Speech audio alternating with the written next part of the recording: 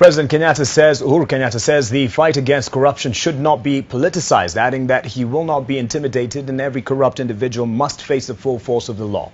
The president spoke as he destroyed illicit goods worth millions of shillings. NTV's Myendo with more. Viongozi wanaona wako na njia ya kukimbia. Ati kitu kifanyika, ati ni ule mtu mdogo pale chini, ati yeye ndio atashikwa. Tunaelewana?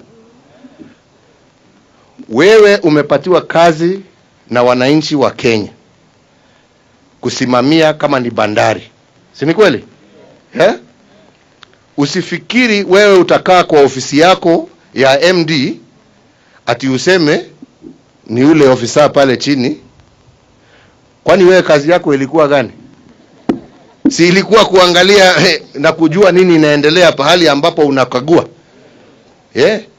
So usikuja kusema ni Steve pale chini ule alikuwa anatoa mizigo ndio aliiba.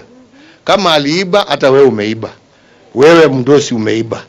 Na wewe ndio tutakuchukulia hatua hata kali kushinda ule wa chini. Kama wewe unaona umechukuliwa kwa njia ya makosa, si ndio tuko na koti? Na tunasema koti ni independent. Si tutaona na tutasikia ushahidi na tutajua wewe, if you are innocent, you are innocent. Because we believe in due process. We believe in due process. You are innocent until proved guilty. Lakini mashtaka sio yangu. Kuna wale ambao wamekustaki wamesema umefanya 1 2 3. Beba msalaba yako jameni.